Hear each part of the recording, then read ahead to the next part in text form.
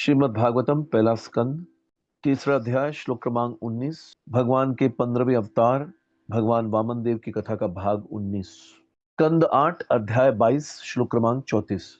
न त्वाम अभिभविष्यन्ति लोकेशाः किम उता परे त्वच्छासनातिगान् दैत्यांश्चक्रम में सुदिश्यति। सुतल लोक में सामान्य लोग तो क्या, अन्य लोगों के प्रधान देवता भी तुम्हें नहीं जीत पाएंगे। तो भगवान बता रहे हैं कि किस प्रकार से सुतल लोक होगा। रही असुरों की बात, यदि वे तुम्हारे शासन का उल्लंघन करेंगे तो मेरा चक्र उनका वध कर देगा। रक्षिष्ये सर्वतो अहम त्वाम सानुगम सपरिच्छदम सदा सन्निहितम वीर तत्र माम द्रक्ष्यते भवान। हे शूरवीर, मैं सदैव तुम्हारे साथ रहूंगा और तुम्हारे संगियों तथा साज सामग्री समेत तुम्हें सभी प्रकार से संरक्षण प्रदान करूंगा। साथ ही तुम वहां मुझे सदैव देख सकोगे। तत्र दानव दैत्यानाम संगाते भाव आसुरा दृष्टवा मदनुभावम वै सद्यः कुंठो विनक्ष्यति। चूंकि तुम्हें वहां पर मेरे पराक्रम का दर्शन होगा, अतएव असुरों तथा दानवों की संगति से तुम में जो भौतिकतावादी विचार एवं चिंताएं उदित हुई हैं वे तुरंत ही विनष्ट हो जाएंगी।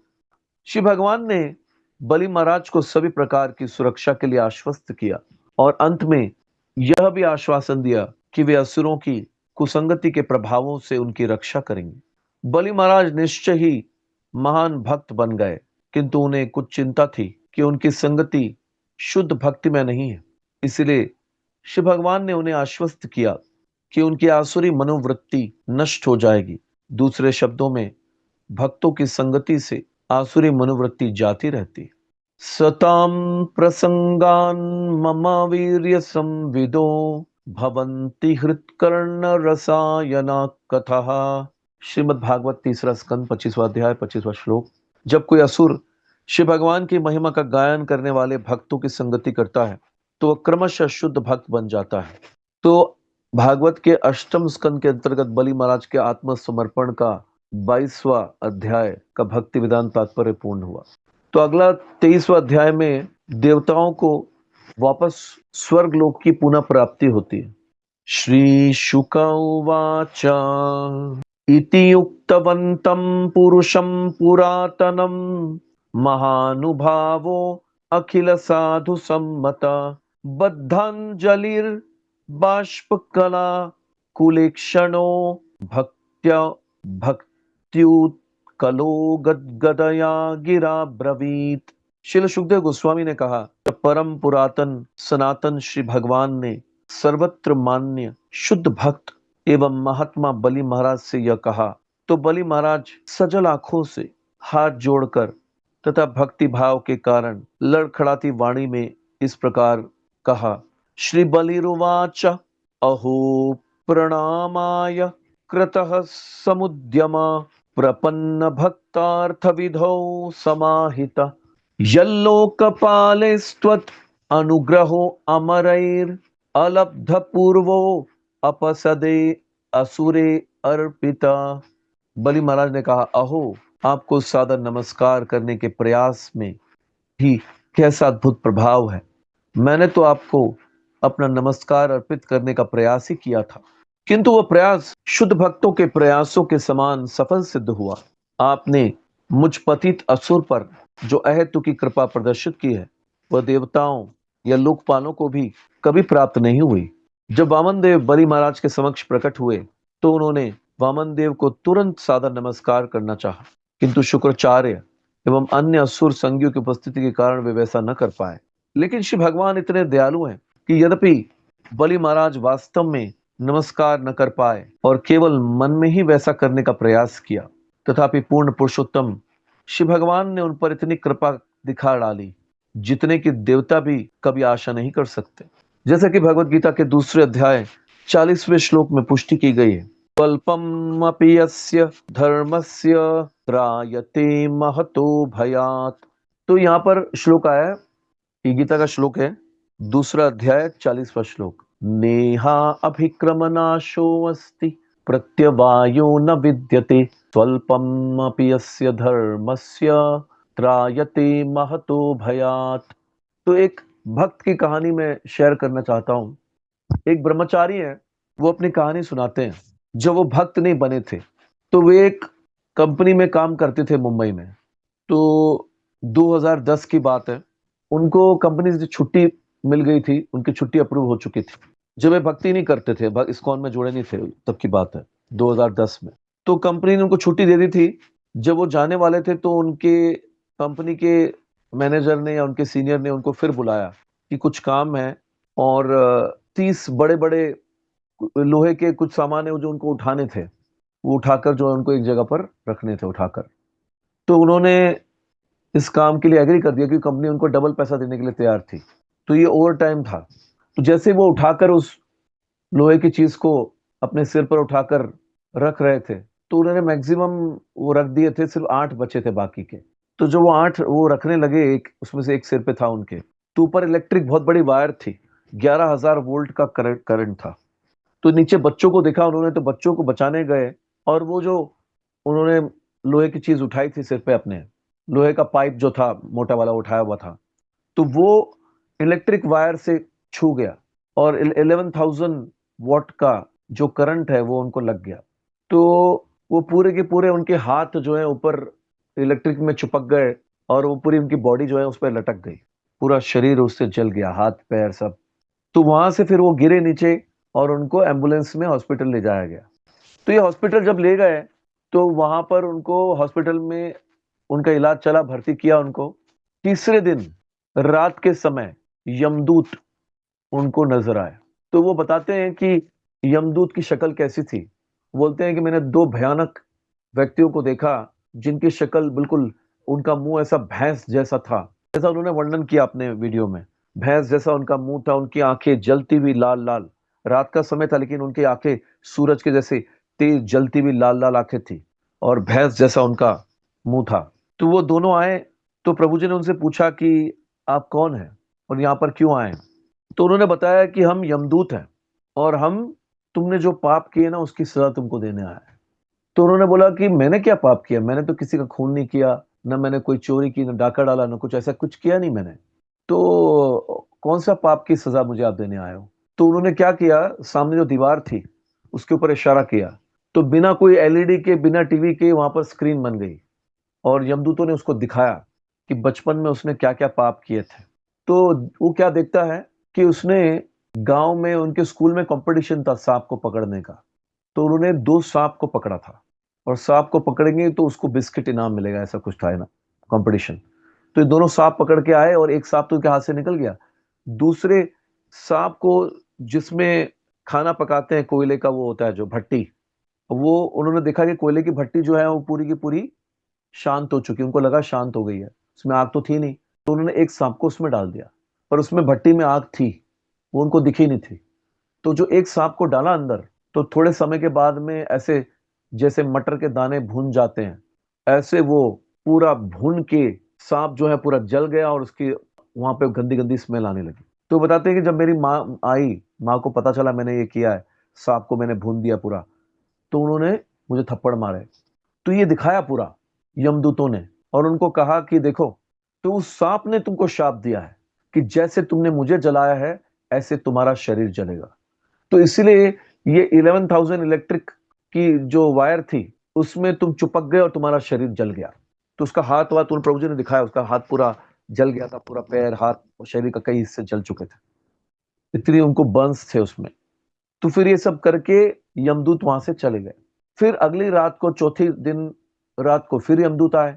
फिर यमदूत ने बोला कि तुमको और भी दिखाना है कि तुमने क्या क्या पाप किए हैं, तुमको उसकी सजा भी मिलेगी। तो उसने कहा कि और कौन सा मैंने पाप किया है। तो उन्होंने दिखाया, फिर उनको स्क्रीन में दिखाया कि तुमने 3-4 मुर्गी लेकर आए थे, और उन मुर्गियों को तुमने गर्म पानी में उनको डालकर, उनके शरीर को गर्म पानी में डालकर उनको तुमने बॉईल किया था, उनको तड़पते हुए देख के तुमको मजा आ रहा था, और बाद में तुमने उनकी चमड़ी उखाड़ दी थी, तो ऐसे तुम्हारी चमड़ी उखड़ेगी। तो देखा उसने कि मैंने तो किया था ये, उन्होंने स्वीकार किया, हाँ मैंने किया है। तो बाद में उनका जो हाथ पूरा जल गया था, तो डॉक्टरों ने क्या किया, पूरे की पूरी चमड़ी उनकी वहां से उखाड़ दी, सड़ी हुई चमड़ी को, पूरे हाथ की चमड़ी उखाड़ दी उसकी। तो उन्होंने दिखाया अपने हाथ। फिर 5वें दिन फिर आए, फिर यमदूत आया, बोला अब क्या काम है, अब क्यों वापस आ गए? तो उन्होंने फिर दिखाया उनको फिल्म, बोला कि ये देखो, तुम चूहों को, अपने छिपकलियों को, इन सबको जो है तुम काट काट के टुकड़े टुकड़े करते थे, तो तुम्हारे शरीर के भी टुकड़े होंगे। तो उनके जो हाथ की उंगलियां जो सड़ गई थी, डॉक्टरों ने उस उंगली को काटा, और जो पैर की उंगली, अंगूठा सड़ गया तो पैर की उंगली को भी काटा। तो जैसा जैसा उन्होंने किया था, वैसा वैसा अगले दिन यमदूत उसको बताते, और अगले दिन है ना, उनके शरीर के वो हिस्से कट जाते। और उन्होंने दिखाया कि उनका पैर का अंगूठा काटा गया, हाथ काटा, उंगलियां काटी गई। तो फिर क्या हुआ, फिर छठे दिन फिर आए यमदूत। तो उसने इतना परेशान हो गया, डेली यमदूत आ रहे थे, तो उन्होंने कहा यमदूतों को कि बस मेरे से और अब सहन नहीं होता, मेरे शरीर की चमड़ी उखड़ गई, हाथ पैर की उंगलियां कट गई, इतनी तकलीफ दे चुके हो आप मुझे, अभी और क्या देना चाहते हो? इससे अच्छा तो मुझे मार दो, मार दो, और यमराज को बोलो मेरे को ले जाए यमराज के पास में, मैं और जीना नहीं चाहता। तो यमदूतों ने बोला ठीक है, तुमको लेने तो आए हुए हम, उसके पहले तुमको सजा देनी थी, इसीलिए।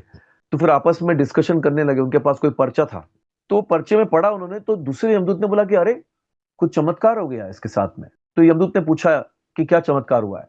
बोलते हैं इसने, इसकी तो मृत्यु अभी नहीं आएगी, ये मरेगा नहीं अभी। तो वो हैरान हो गया कि ये कैसे बोल रहे हैं कि मैं मरूंगा नहीं, मैंने इतने पाप किए हैं। तो वो बोलते हैं इसने ये एक अच्छा काम कर दिया है। एक यमदूत उसको दूसरे को बोला, क्या अच्छा काम किया है? पिछले जन्म में काशी में इन्होंने एक विष्णु भक्त की सेवा कर दी थी। एक बार विष्णु भक्त की पिछले जन्म में काशी में इन्होंने सेवा करी, तो उन्होंने इसको आशीर्वाद दिया था कि ये अगले जन्म में भगवान का भक्त बनेगा। तो वो बोलते हैं कि वो आशीर्वाद के कारण तुम अभी मरोगे नहीं। बोलते वैसे तो तुमको पाप की सजा सारी दे दी हमने, अभी तुमको ले जाने आए हुए थे, लेकिन जब ये पता चला हमको कि तुमने ये अच्छा काम किया है, तो तुम अभी और जियोगे। तो उनको पूछा किसी ने, भक्त ने, कि आप उनके साथ में कम्युनिकेशन कैसे कर रहे थे? तो उन्होंने कहा कि मैं, मुझे तो भाषा संस्कृत नहीं आती, मैं हिंदी में बोल रहा था, और यमदूत भी मुझे हिंदी में जवाब दे रहे थे। तो यमदूतों को कई भाषाएं आती है।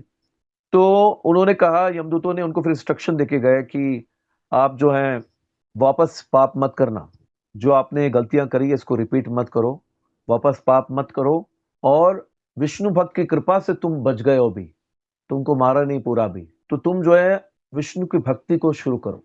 तो सोचने लगा कि मैंने तो कभी विष्णु भक्ति करी नहीं है। तो इस प्रकार से समय बीतते गया, और 2016 में, ये 2010 की घटना है, 2016 में ये प्रभु जी जो है वो इस्कॉन में जुड़ गए, और अभी वो ब्रह्मचारी है। तो ये एक रियल कहानी है एक भक्त की, जो भक्ति के आने के पहले कितने पाप किया था, उसको सारी पापों की सजा यमदूतों ने दी, और उन्होंने कई कई बार यमदूत के दर्शन किए। तो कई लोग अगर सोचते हैं कि यमदूत नहीं है, ये सब झूठ है, ऐसे हम लोग कथाएं सुनते हैं, तो देख लो आप कि प्रैक्टिकल हुआ है। ऐसे व्यक्ति भी हैं संसार में जो डायरेक्ट दर्शन कर चुके हैं, और फिर भी यमदूतों ने उनको चांस दिया। और सिर्फ एक वैष्णव की सेवा करने से, एक विष्णु भक्त की सेवा करने से, वो भी पिछले जन्म में एक बार सेवा करने से, वो इतने बड़ी मृत्यु से बच गया। अब उसकी भक्ति का आरंभ हो गया, 2016 में वो इस्कॉन में आ गए। तो वो अपनी सारी कहानी बताता है कि क्या क्या उसके साथ घटनाएं घटी। तो यहां पर भी भगवान ये बता रहे हैं, स्वल्पम अप्यस्य धर्मस्य त्रायते महतो भयात नेह विक्रमण नाशो से, जो भक्ति के में एक कदम भी आगे बढ़ा दे। इन्होंने तो सिर्फ भक्तों की सेवा करी, भक्ति शुरू नहीं की थी, अब इन्होंने खुद किसी भक्त की सेवा करी, वो भी पिछले जन्म में, तो उसके कारण इसकी रक्षा हो पाई। तो आप सोचोगे कि इसको इतने पापों की सजा क्यों मिली? तो इतने सारे पाप किए तो सजा तो मिलेगी, भक्ति तो की नहीं थी, सिर्फ एक भक्त की सेवा कर दी थी। तो इसीलिए ऐसा नहीं है कि हम भक्ति कर रहे हैं तो हमको सारे पापों से मुक्ति मिल जाएगी। 10 अपराध में 7वां अपराध है, नामनो बलाद यस्य ही पाप बुद्धि न विद्यते तस्य यमेरि शुद्धि, कि नाम के बल पर हमको पाप नहीं करना है। ऐसे नहीं कि मैं नाम ले रहा हूं, भक्ति कर रहा हूं, तो भगवान मुझे बचा लेंगे तो मैं पाप कर सकता हूं, नहीं, हमको पाप नहीं करना, पाप करना बंद करना होगा। जो कर दिया है वो तो कर दिया है, उसके लिए कुछ नहीं हो सकता, उसकी सजा तो मिलेगी, लेकिन जो आगे हमको नहीं करना चाहिए, अब वो भगवान के ऊपर है। हो सकता है कि हमारे पापों का जो है हमको सजा कम कर दे भगवान, ये हो सकता है। तो इस पथ पर थोड़ी सी भी प्रगति से अत्यंत घातक भय से मनुष्य की रक्षा हो सकती है। श्री भगवान भावग्राही जनार्दन कहलाते हैं, क्योंकि वे भक्त के भाव का सार मात्र ग्रहण करते हैं। तो ये कलयुग में जो जीव है ना, वो बहुत ही गिरे हुए हैं। हम लोग जो है बहुत ही पापी हैं, तो हमको चैतन्य महाप्रभु और नित्यानंद प्रभु की कृपा बहुत जरूरी है। इसलिए हमको हर साल मायापुर धाम जाना चाहिए, नवदीप धाम जाना चाहिए, महाप्रभु कृपा लेने। ये धाम जाना हमारे लिए घूमने के समान नहीं है कि आज मैंने यहाँ घूमा, कल मैं वो धाम में घूमा। नहीं, ये घूमना नहीं है। कितने सालों से हम जा रहे हैं मायापुर धाम, तो हमको जाकर चैतन्य महाप्रभु और नित्यानंद प्रभु की कृपा लेनी चाहिए, क्योंकि वे सबसे दयालु अवतार हैं। और वो हमको सारे पापों से मुक्ति कर देंगे। क्यों? जैसे चैतन्य महाप्रभु ने जगाई और मधाई को गले लगाकर उनके सारे पाप अपने अंदर ले लिए। चैतन्य महाप्रभु का शरीर पूरा काला हो गया था, कि उनके सारे जन्मों के पाप उनके अंदर चैतन्य महाप्रभु ने ले लिए। और फिर उन्होंने क्या किया? सारे पापों को जला दिया चैतन्य महाप्रभु ने, और जलाकर राख कर दिया। तो लोगों ने पूछा, उनका शरीर फिर स्वर्ण रंग का हो गया। तो चैतन्य महाप्रभु को पूछा कि किसके पाप किधर गए? तो उन्होंने कहा कि जो वैष्णव के लिए अपराध करते हैं, जिन वैष्णव के लिए इन्होंने अपराध किए, लोगों ने, जिन्होंने, वैष्णव द्वेषी है, उसके अकाउंट में मैं डाल देता हूं ये अपराध। जो वैष्णव के लिए अपराध करते हैं ना, तो वो वैष्णव के सारे पाप जो हैं, चैतन्य महाप्रभु उस वैष्णव अपराधी के अकाउंट में डाल देते हैं। सपोज मैं भक्ति कर रहा हूं और मेरे ने जो भी कुछ पाप किए होंगे पिछले जन्म में, तो अगर चैतन्य महाप्रभु की कृपा मुझे मिल जाती है, तो जो भी मेरे पाप है उसको जलाकर चैतन्य महाप्रभु राख कर देंगे। और जिन लोगों ने मेरे लिए अपराध किया है, वैष्णव अपराध, उनके अकाउंट में चैतन्य महाप्रभु इन पापों को डाल देते। महाप्रभु ने यह बताया। तो इस प्रकार से वो व्यक्ति सारे पापों से मुक्त हो जाता है। इसलिए वैष्णव अपराध से बचना चाहिए, क्योंकि वो करने से क्या होगा, उस पर्टिकुलर वैष्णव के सारे पाप हमारे अकाउंट में आ जाते हैं। तो महाप्रभु और नित्यानंद प्रभु जो हैं, वो हमारे सारे पापों को जला सकते हैं, खत्म कर सकते हैं, हमारा पापों का अकाउंट क्लोज कर सकते हैं। तो उनकी कृपा लेने के लिए हमको जाना चाहिए, और भक्तों के साथ जाना चाहिए। ऐसे नहीं आप अकेले जा रहे हो, अपने गुरु के साथ, अपने भक्तों के साथ जाना चाहिए। श्री भगवान भावग्राही जनार्दन कहलाते हैं, क्योंकि वे भक्त के भाव का सार मात्र ग्रहण करते हैं। यदि भक्त निष्ठापूर्वक शरणागत बनता है, तो प्रत्येक हृदय में स्थित परमात्मा स्वरूप श्री भगवान इसे तुरंत समझ जाते हैं। इस प्रकार भले ही कोई भक्त ऊपर से पूर्ण सेवा न करे, किंतु यदि वह अंतःकरण से निष्ठावान एवं गंभीर होता है, तो श्री भगवान उसकी सेवा का स्वागत करते हैं। इस तरह श्री भगवान भावग्राही जनार्दन कहलाते हैं, क्योंकि वे मनुष्य की भक्ति में प्रवृत्ति के सार को ग्रहण करते हैं। श्री शुक उवाच इति उक्त्वा हरिमानत्य ब्रह्माणं सभवं ततः विवेश सुतलं प्रीतो बलिर्मुक्तः सहासुरैः। श्रील सुखदेव गोस्वामी ने आगे कहा, इस प्रकार कहने के बाद बलि महाराज ने सर्वप्रथम पूर्ण पुरुषोत्तम भगवान श्री हरि को और फिर ब्रह्मा जी तथा शिव जी को नमस्कार किया। इस तरह वे नागपाश, वरुण पाश से मुक्त कर दिए गए और पूर्णतया संतुष्ट होकर सुतल लोक में प्रविष्ट हुए। एवं इंद्राय भगवान प्रत्यानीय त्रिविष्टपम पूरयित्वादिते कामम अशासत सकलम जगत। इस प्रकार इंद्र को स्वर्ग लोकों का स्वामित्व प्रदान करके तथा देव माता अदिति की इच्छा पूरी करके पूर्ण पुरुषोत्तम भगवान ब्रह्मांड के कार्यकलापों पर शासन करने लगे। लब्ध प्रसादम निर्मुक्तम पौत्रम वंशधरम बलिम निशाम्य भक्ति प्रवणः प्रहलाद इदम अब्रवीत।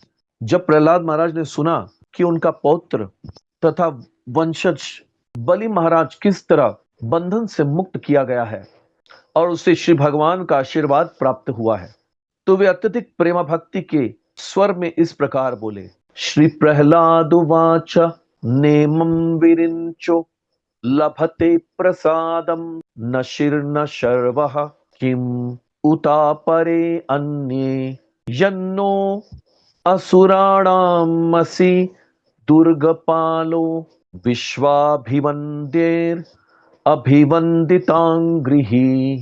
प्रहलाद महाराज ने कहा, हे पूर्ण पुरुषोत्तम भगवान, आप विश्व पूज्य हैं, यहां तक कि ब्रह्मा तथा शिव जी भी आपके चरण कमलों की पूजा करते हैं।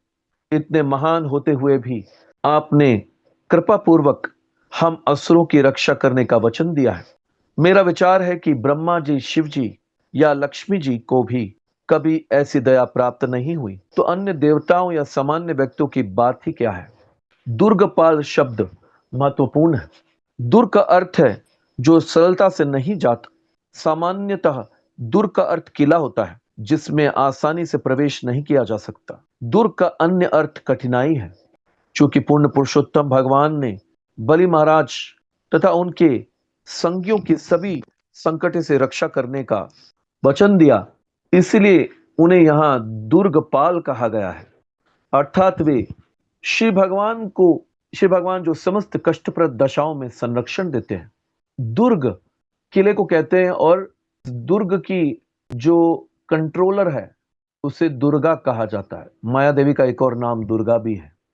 तो यहां पर भगवान जो है वो दुर्गपाल बन गए। इस दुर्ग की रक्षा करने का जो दुर्ग क्रिएट किया गया था सुतल लोक, उसके दुर्गपाल बने भगवान। यत्पाद पद्म मकरंद निषेवणेन ब्रह्मादय शरणदा अश्नुते विभूति कस्माद्वयं कुसृत्यः खलयो न यस्ते दाक्षिण्य दृष्टि पदवीं भवता प्रणीतः। हे सबके परम आश्रय ब्रह्मा जी जैसे महापुरुष आपके चरण कमलों की सेवा रूपी मधु का स्वाद चखने में मात्र से सिद्धि को भोग पाते हैं, किंतु हम लोगों पर जो सारे के सारे धूर्त हैं और असुरों के ईर्ष्यालु वंश में जन्मे हैं, आपकी कृपा किस प्रकार हो सकी। यह तो केवल इसीलिए संभव हो सका है क्योंकि आपकी कृपा अहेतुकी है। तो कई लोग ऐसा सोचते हैं ना कि भगवान अपनी कृपा सिर्फ देवताओं पे करते हैं, पर ऐसा नहीं है। यहां पर असुरों पे भगवान की ज्यादा कृपा हुई है। क्यों? क्योंकि असुरों का ऐश्वर्य और धन संपत्ति सब कुछ छीन कर भगवान ने उनको उनके अहंकार को खत्म करके उनका आत्मसमर्पण करवा के उनको अपनी अहेतु की कृपा प्रदान की और फिर बाद में उनको वापस ऐसा लोक दिया जो स्वर्ग से भी बेटर है, सुतल लोक। तो देवताओं पर भी ऐसी कृपा भगवान ने नहीं की। देवता तो लड़ रहे थे कि मेरा हमको अपना स्वर्ग मिल जाए, स्वर्ग मिल जाए। तो यहां तो देवलोकों से भी अच्छा लोक बना दिया भगवान ने। तुम लड़ते रहो अपने स्वर्ग के लिए, इनको मैं इससे भी बेटर देता हूं। जैसे दो बच्चे हैं एक पिता के, एक देवता और एक असुर। तो देवता और असुर के बीच में लड़ाई हो रही है कि स्वर्ग मुझे मिल जाए, स्वर्ग मुझे मिल जाए, ये प्रॉपर्टी मुझे मिल जाए। और पिता ने बोला ठीक है, देवताओं को कहा कि तुम ले लो स्वर्ग, और असुरों को तो उससे भी अच्छी सुतल लोक, उससे अच्छा सुतल लोक बनाकर स्वर्ग से भी अच्छा उनको दे दिया। चित्रम तवे हितम महो अमित योग माया लीला विसृष्ट भुवनस्य विशारदस्य सर्वात्मन समदृशो अविषमा स्वभावो भक्त प्रियो यदसि कल्पतरु स्वभावः। हे प्रभु, आपकी लीलाएं आपकी अचिंत्य आध्यात्मिक शक्ति द्वारा अद्भुत ढंग से संपन्न की जाती है और उसके विकृत प्रतिबिंब अर्थात भौतिक शक्ति द्वारा आपने सारे ब्रह्मांडों की सृष्टि की है। आप सभी जीवों के परमात्मा के रूप में हर बात जानते हैं, अतएव निश्चय ही आप सब पर समान दृष्टि रखते हैं। तो भी आप अपने भक्तों पर विशेष अनुग्रह करते हैं, किंतु यह पक्षपात नहीं है, क्योंकि आपका यह गुण उस कल्प वृक्ष की तरह है जो इच्छानुसार कोई भी वस्तु प्रदान करता है। भगवत गीता अध्याय 9 श्लोक क्रमांक 29 में श्री भगवान कहते हैं, तो असलियत में जैसे पुराणों में डेफिनेशन आती है, विष्णु भक्त भवेत दैव आसुरम च विपर्ययेत। तो असलियत में जो भगवान विष्णु की और कृष्ण की भक्ति करते हैं वो देवता है, और जो भगवान विष्णु की और कृष्ण की भक्ति नहीं करते वे असुर कहलाते हैं। तो असुर के कुल में जन्म तो हुआ है प्रहलाद महाराज का और बलि महाराज का, लेकिन वे भगवान विष्णु की भक्ति कर रहे हैं, और भगवान विष्णु की भक्ति करने के कारण वे असुर कुल में जन्म लेकर भी दैव है, उनके अंदर सारे देवी गुण हैं। श्रीमद् भगवत गीता के 9वें अध्याय 29वें श्लोक में श्री भगवान कहते हैं, तो ये इसका मतलब है कि जन्म से नहीं है सब कुछ, कि कोई व्यक्ति जन्म से अगर असुर कुल में जन्म लिया तो वो जन्म से असुर ही है, ऐसा नहीं है। जन्म से कुछ नहीं होता, जैसे आपके गुण हैं, जैसे आपके कार्य हैं, उसी के अनुसार है। अगर आप भगवान की भक्ति कर रहे हो तो आप देव हो, आप देवता हो। कई लोग जो बोलते हैं कि जन्म से ब्राह्मण होता है, अरे ब्राह्मण तो छोड़ो, जन्म से तो देवता भी नहीं होता। जो भगवान, ये डेफिनेशन है, कि जो भगवान की भक्ति करते हैं विष्णु की और कृष्ण की, वे देव हैं, और जो नहीं करते वो असुर है। तो हो सकता है कि कोई देव कुल में जैसे किसी का जन्म हुआ हो स्वर्ग में, लेकिन वो भगवान विष्णु की और कृष्ण की भक्ति नहीं करता, तो वो देव नहीं है, वो असुर है। तो जन्म से नहीं है, ये आपके गुणों से और कार्यों से। समूहम सर्वभूतेषु न मे द्वेषो अस्ति न प्रिय, ये भजन्ति तु माम भक्त्या मयि ते तेषु चापि अहम। न मैं किसी से द्वेष करता हूं, न किसी का पक्ष लेता हूं, मैं सब पर संभाव रखता हूं, किंतु जो भक्ति पूर्वक मेरी सेवा करता है वह मेरा मित्र है। तो यहां पर भगवान बता रहे हैं सेवा का महत्व, कि जो भगवान की सेवा करता है वो भगवान का मित्र है, और भगवान के भक्त की सेवा करने के कारण इस ब्रह्मचारी की जीवन की रक्षा हो गई। एक अच्छा काम करा, उसके कारण वह भक्ति में आ गए। तो जाने अनजाने में भी अगर हमको भक्तों की सेवा करने का मौका मिलता है तो हमको उसको छोड़ना नहीं चाहिए। तो जो भगवान की सेवा करता है वो भगवान का मित्र है, वह मुझ में है और मैं भी उसका मित्र हूं।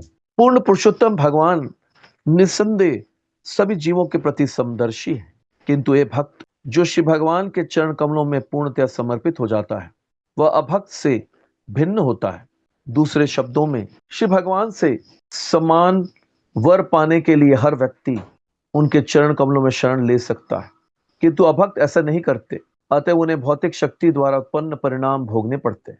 इस तथ्य को हम एक साधारण उदाहरण द्वारा समझ सकते हैं कि कोई राजा या सरकार समस्त नागरिकों पर संभाव रखती है, इसलिए यदि कोई व्यक्ति इस योग्य है कि उसे सरकार से विशेष कृपा प्राप्त हो, और यदि उसे कोई ऐसी कृपा प्रदान की जाती है, तो उसका अर्थ यह नहीं होता कि सरकार पक्षपात करती है। जो यह जानता है कि अपने अधिकारी की कृपा प्राप्त कैसे की जाती है, वह ऐसी कृपा प्राप्त कर सकता है, किंतु जो ऐसा नहीं जानता वह इसकी परवाह नहीं करता और उसे नहीं पाता। मनुष्यों की दो कोटियां होती हैं, असुर और सुर। देवताओं को परमेश्वर के पद का पूर्ण ज्ञान रहता है, अतः वे उनके आज्ञाकारी होते हैं, किंतु असुरगण शिव भगवान की श्रेष्ठता जानते हुए भी उनकी सत्ता का जानबूझकर उल्लंघन करते हैं। तो जैसे ब्रह्मा के बारे में भक्ति विनोद ठाकुर बताते हैं कि कीट जन्मा हो यथा तुआ दास, बहिर्मुख ब्रह्मा जन्मे नहीं आश। मुझे वो ब्रह्मा नहीं बनना जो आपकी भक्ति नहीं करता है, और कीड़ा आपके भक्त के घर में मैं कीड़ा बनना स्वीकार करता हूं। क्यों? क्योंकि जिस घर में भगवान की भक्ति होती है वो घर जो है वैकुंठ है। तो वहां पर अगर कीड़ा भी कोई जन्म लेता है तो उस वैकुंठ में जन्म लेने के कारण उसका भी उद्धार हो जाता है, उसको भी अगले जन्म में भगवान की भक्ति प्राप्त होती है। जैसे हमने देखा कि इन्होंने भक्त की सेवा की तो उनको अगले जन्म में भक्ति प्राप्त हुई। तो वैसे ही एक कीड़ा भी जो भक्त के घर में जन्म लेता है, कीट जन्मा हो यथा तुवा दास, आपके दास के घर में मैं कीड़ा बनना स्वीकार करूंगा, लेकिन मुझे वो ब्रह्मा नहीं बनना जो आपकी भक्ति नहीं करता, क्योंकि उसका उद्धार होता है अगले जन्म में, वो वहीं से भक्ति शुरू करता है। अतएव श्री भगवान जीवों की मनोवृत्ति के अनुसार भेदभाव बरतते हैं, अन्यथा वे समदर्शी। कल्प वृक्ष की तरह श्री भगवान उसकी सारी इच्छाएं पूरी करते जो उनकी शरण ग्रहण करता है, किंतु जो शरण नहीं ग्रहण करता वह शरणागत जीव से अलग होता है। जो श्री भगवान के चरण कमलों की शरण लेता है उस पर श्री भगवान कृपा करते हैं, चाहे वो असुर हो या देवता हो। तो जो भी भगवान की शरण लेता है वो देवता ही होता है। असुर तो ठीक है, उसने जन्म लिया है असुर कुल में, लेकिन वो देव ही है, क्योंकि जो भी विष्णु की और कृष्ण की भक्ति करता है वो देव है। श्री भगवान उवाच वत्स प्रहलाद भद्रम ते प्रयाहि सुतलाला सुतलालयम मोदमानः स्वपौत्रेण ज्ञातिना सुखमावह। श्री भगवान उवाच वत्स प्रहलाद भद्रम ते प्रयाहि सुतलालयम मोदमाना स्वपौत्रेण ज्ञातिनाम सुखमावह। पूर्ण पुरुषोत्तम भगवान ने कहा, हे मेरे प्रिय पुत्र प्रहलाद, तुम्हारा कल्याण हो। अभी तुम सुतल लोक नामक स्थान को जाओ और वहां अपने पौत्र एवं अन्य कुटुंबियों तथा मित्रों सहित सुख भोगो। नित्यम दृष्टासि माम तत्र गदापाणिम अवस्थितम मद्दर्शनम आह्लादक ध्वस्त कर्मा निबंधन। पूर्ण पुरुषोत्तम भगवान ने प्रहलाद को आश्वासन दिया कि तुम वहां पर हाथों में शंख चक्र गदा तथा कमल लिए मेरे सनातन रूप का दर्शन कर सकोगे।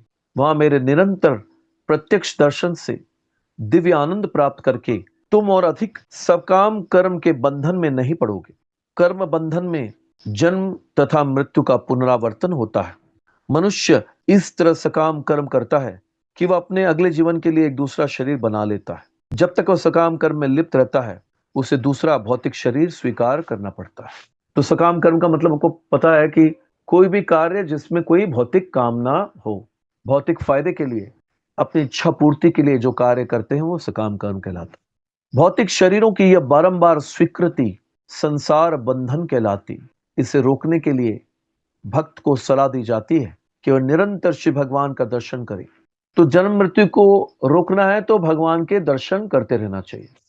जैसे कुंती महारानी बता रही हैं अपनी स्तुति में, विपदा संतुता शश्वत तत्र तत्र जगत गुरो भवतो दर्शनम यत्स्यात् अपुनर्भव दर्शनम। मेरे जीवन में जो विपत्तियां आई हैं वो बार बार आती रहे, वो कभी खत्म ना हो। क्यों?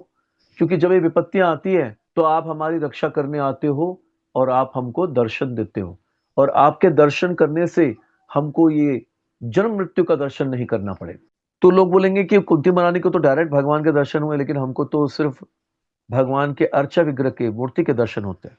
मूर्ति नहीं, तुम्ही साक्षात ब्रजेंद्र नंदन। वो दो ब्राह्मणों की कथा में वो जो छोटा ब्राह्मण था वो भगवान को बोलता है कि आप मूर्ति नहीं हो, आप तो साक्षात ब्रजेंद्र नंदन हो। तो ये आपके ऊपर डिपेंड करता है कि आप उसको मूर्ति मानते हो या साक्षात ब्रजेंद्र नंदन मानते हो। अगर आप उसे साक्षात ब्रजेंद्र नंदन के रूप में स्वीकार करते हो तो वो भगवान ही है, और उनके दर्शन करना भगवान के दर्शन करने के समान। तो जो व्यक्ति भगवान के विग्रहों के दर्शन करता है उसे फिर जन्म मृत्यु का दर्शन नहीं करना पड़ता। तो इसीलिए भगवान बोल रहे हैं कि तुमको फिर जन्म मृत्यु का दर्शन नहीं करना पड़ेगा, कोई कर्म बंधन नहीं होगा। क्यों? क्योंकि मेरा शंख चक्र गदा पद्म वाला सनातन रूप यहां पर तुमको दर्शन देते रहेगा, सुतल लोक में हमेशा विद्यमान रहेगा। तो तुम इसके हमेशा दर्शन करते रहोगे और फिर तुमको जन्म मृत्यु का दर्शन नहीं करना पड़ेगा। इसीलिए कनिष्ठ अधिकारी या नव जिज्ञासु भक्त को प्रतिदिन मंदिर जाने और नियमित रूप से श्री भगवान के स्वरूप का दर्शन करने की सलाह दी जाती है। तो कई लोग बोलेंगे ना कि क्या जरूरत है कलयुग में हरि नाम ले लो घर में बैठकर, मंदिर जाने की क्या आवश्यकता है? तो इसीलिए मंदिर जाकर भगवान के नित्य रूप का स्वरूप का दर्शन करने की सलाह दी जाती है एक कनिष्ठ अधिकारी या नव जिज्ञासु भक्त। ऐसा नहीं कि सिर्फ कनिष्ठ अधिकारी के लिए ये है, कनिष्ठ अधिकारी हो या उत्तम अधिकारी हो। हाँ ठीक है, उत्तम अधिकारी जो होगा शुद्ध नाम के स्तर पे अगर जो पहुंच गया है, श्री नाम स्मरिले रूप आई से संगे संगे रूप नाम भिन्न ना है नाचे ना नंगे, तो वो तो भगवान की लीलाओं के डायरेक्ट दर्शन करेगा। भगवान के एक नाम लेने पर ही भगवान का रूप उसे नजर आएगा।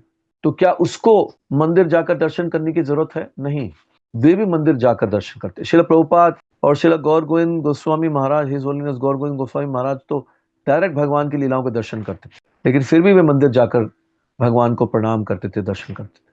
क्या जरूरत थी उनको ये सब करने की? उनको तो डायरेक्ट दिखता था। क्यों? क्योंकि वे कभी भी मूर्ति में और भगवान में फर्क नहीं करते थे, अर्चा विग्रह को भगवान के रूप में ही देखते थे, दोनों में कोई फर्क नहीं है, इसीलिए वे भगवान के दर्शन करते। तो आप अगर नव दीक्षित हो, कनिष्ठ अधिकारी हो, तो भी आपको भगवान के मंदिर में जाकर उनके दर्शन करने हैं, और अगर आप उत्तम अधिकारी बन गए, शुद्ध नाम के स्तर पे आ गए, तो भी आपको दर्शन करने चाहिए।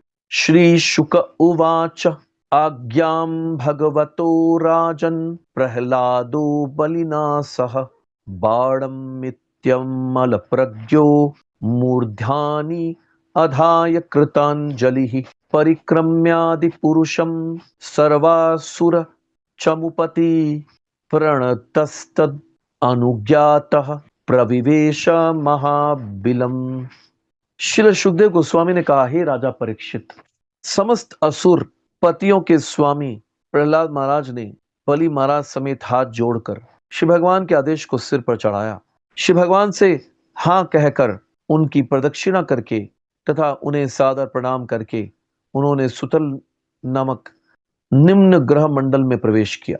तो हम देखते हैं कि चैतन्य महाप्रभु जब जगन्नाथपुरी में 18 साल रहे, 24 साल चैतन्य महाप्रभु ने नवदीप में लीलाएं की, और बाकी के जो 24 साल थे उसमें से 6 साल भारत की परिक्रमा की। हरि नाम संकीर्तन करते हुए, हाथ ऊपर करके नृत्य करते हुए, और बाकी के जो 18 साल थे वे जगन्नाथपुरी में रहे। तो भगवान खुद भगवान कृष्ण थे। चैतन्य महाप्रभु कौन है? राधा कृष्ण, नहीं अन्य। कृष्ण होते हुए राधा रानी के स्वरूप में थे, राधा रानी के भाव में थे। तो भगवान को क्या आवश्यकता थी? अपने ही मंदिर जाकर दर्शन करने की, कृष्ण की। क्योंकि चैतन्य महाप्रभु राधा रानी के स्वरूप में है, तो राधा रानी के भाव में वे कृष्ण को ढूंढ रहे हैं। चैतन्य महाप्रभु कौन है? कृष्ण भाव विभोरा। कृष्ण भाव विभोरा का मतलब है कि राधा रानी के रूप में कृष्ण को ढूंढ रहे हैं, कृष्ण भाव विभोरा। और जगन्नाथ कौन है? राधा भाव विभोरा। राधा रानी को ढूंढ रहे हैं जगन्नाथ जी कृष्ण। राधा भाव विभोरा है जगन्नाथ, और चैतन्य महाप्रभु कृष्ण भाव विभोरा। तो चैतन्य महाप्रभु हर दिन जगन्नाथपुरी में जाकर जगन्नाथ भगवान के दर्शन करते थे। अब भगवान को क्या आवश्यकता थी? लोग ये कह सकते हैं ना, भगवान तो क्यों जाकर मूर्ति के दर्शन कर रहे थे? भगवान तो खुद कृष्ण है, वो खुद अपने को देख सकते हैं, क्योंकि राधा रानी के स्वरूप में है और अंदर कृष्ण है, तो अंदर ही देख सकते हैं। जरूरत क्या थी मंदिर जाने की? लेकिन हर दिन मंदिर जाते थे जगन्नाथ जी के दर्शन करने, क्योंकि जगन्नाथ कौन है? कृष्ण है। तो भगवान में और जगन्नाथ में कोई फर्क नहीं। मूर्ति नहीं, तुम्ही साक्षात व्रजेंद्र। तो भगवान ने ये अपने उदाहरण से सिखाया कि चाहे आप कितने बड़े उत्तम अधिकारी क्यों न बन जाओ, आपको भगवान के रूप के दर्शन करने चाहिए। जबकि उनको कोई जरूरत नहीं थी, लेकिन फिर भी भगवान दर्शन करते थे। और हरिदास ठाकुर तो जा नहीं सकते थे, क्योंकि वे मुस्लिम परिवार में उनका जन्म हुआ। तो हरिदास ठाकुर के लिए जगन्नाथ जी का महाप्रसाद लेकर आते थे। लेकिन हरिदास ठाकुर भी मंदिर के बाहर से चक्र के दर्शन करते थे, जो मंदिर के ऊपर चक्र लगा हुआ है, सुदर्शन चक्र।